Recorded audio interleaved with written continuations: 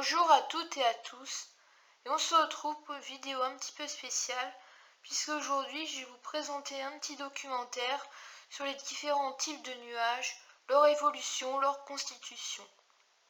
Donc qu'est-ce que sont les nuages? Première question. Donc ce sont comme des objets volant le ciel, qui sont essentiellement constitués de milliers de tonnes d'eau, surtout d'eau pure. Deuxième question. Pourquoi on classe les nuages selon l'altitude et ou la forme? Donc quand la vapeur d'eau contenue dans l'air se refroidit, elle se condense, formant de minuscules gouttelettes ou des cristaux de sel marin présents dans l'atmosphère, donc le nuage naît. Ces gouttelettes sont donc très légères. Si elles sont dispersées, le nuage sera très haut en altitude. Si elles s'accumulent ou deviennent plus lourdes, alors le nuage se formera beaucoup plus proche du sol. Donc voilà comment on classe les nuages selon l'altitude et la forme. Donc comment se forme un nuage? Donc le soleil va réchauffer tout d'abord le sol, qui à son tour va réchauffer l'air qui se trouve au-dessus du sol, projetant l'air ascendant, donc une masse d'air chaude, vers le haut. Ensuite, les courants d'air chaud vont petit à petit se refroidir en montant. Ils vont ensuite se dilater. La vapeur d'eau contenue dans l'air ascendant se condense donc sur les particules de poussière ou les cristaux de sel marin. Donc, ils se nomment donc des noyaux de condensation. Ensuite, le nuage va se développer grâce à l'air chaud ascendant, chargé de vapeur d'eau, qui continue de venir du sol. Donc maintenant, on va en venir sur les différents types de nuages. Donc petit 1, on va commencer par les nuages de haute altitude. Donc petit 1, le cirrus. Donc c'est un nuage élevé en forme de filament blanc. Il annonce une dégradation du temps dans les 24 heures à 48 heures d'intervalle prochaine. Donc ces cirrus sont essentiellement composés de vapeur de glace, de cristaux de glace. Ils sont à une hauteur d'environ de 5 à 10 km de haut dans les catégories des nuages stratiformes et cumuliformes. Donc petit 2, cirrostratus. Donc c'est un voile nuageux transparent créant un halo de lumière autour du soleil ou de la lune. Donc il a la même hauteur que le cirrus, donc 5 à 10 km de haut, je le rappelle, et possède les mêmes compositions, c'est-à-dire essentiellement des cristaux de glace. Il annonce lui aussi donc une dégradation à venir dans les 24 heures à 48 heures d'intervalle. On le classe dans la catégorie des nuages stratiformes. Donc, petit 3, le cirrocumulus. Donc lui aussi c'est un nuage élevé de 5 à 10 km de haut, comme le cirrus ou le cirrostratus. Donc il ressemble à des cotons dispersés en blanc. On peut les appeler aussi des moutons. Donc, il est composé de cristaux de glace ou parfois d'eau surfondue. Donc l'eau liquide à l'intérieur mais gelée à l'extérieur. Donc on le classe dans la catégorie nuages cumuliformes. Petit 4, altocumulus.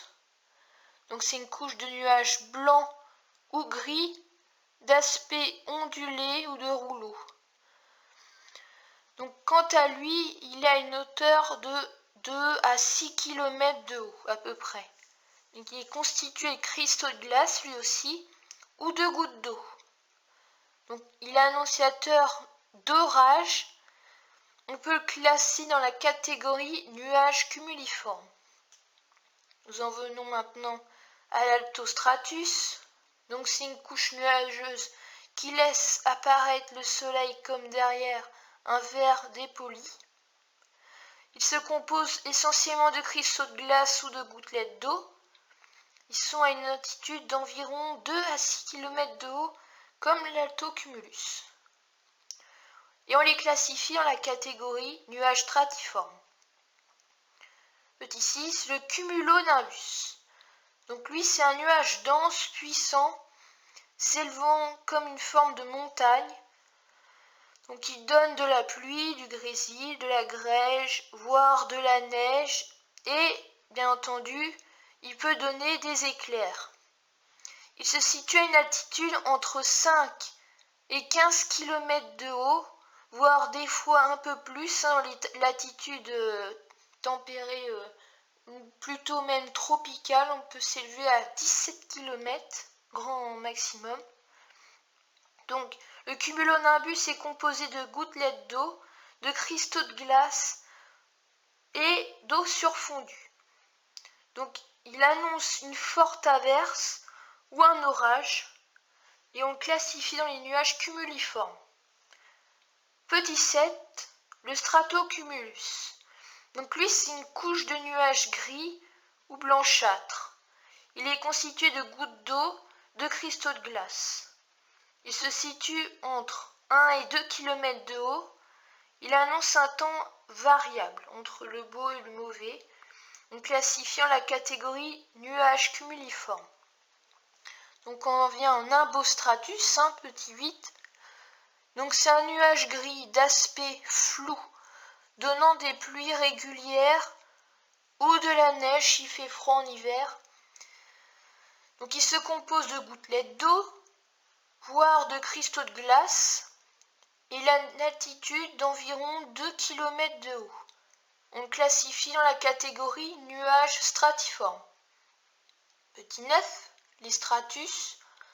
Donc c'est un nuage bas étalé, gris, qui donne de la bruine. Donc souvent en temps automnal, lorsque vous voyez un temps vraiment gris, bas, avec de la bruine, donc c'est ce nuage-là qui donne cette bruine et ce temps désagréable. Ou de la neige en hiver, donc s'il fait froid. Hein. Donc il se compose de gouttelettes d'eau ou de cristaux de glace. On l'appelle aussi le brouillard, voilà. Il est donc à une altitude soit du sol jusqu'à 2 km de haut, ça dépend. On classifie donc dans la catégorie nuages stratiformes. Le dernier, le cumulus, donc c'est un nuage à contour net. Il se développe à la verticale en forme de dôme. Donc il ressemble parfois même à un chou-fleur. Il se compose de gouttes d'eau, de cristaux de glace. Il est à une hauteur d'environ 5 à 10 km de haut. Donc c'est un nuage de beau temps, généralement. On le classifie donc dans la catégorie des nuages cumuliformes. Donc voilà, j'espère que ce petit documentaire vous aura plu. J'espère que vous aurez bien compris.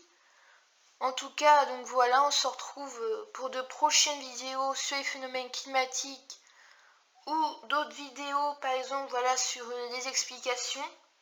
Donc voilà, j'espère que ça vous aura plu. Et donc, n'hésitez pas à aimer et à commenter si vous avez des questions et à vous abonner. Donc voilà, je vous souhaite une bonne semaine et on se dit à plus.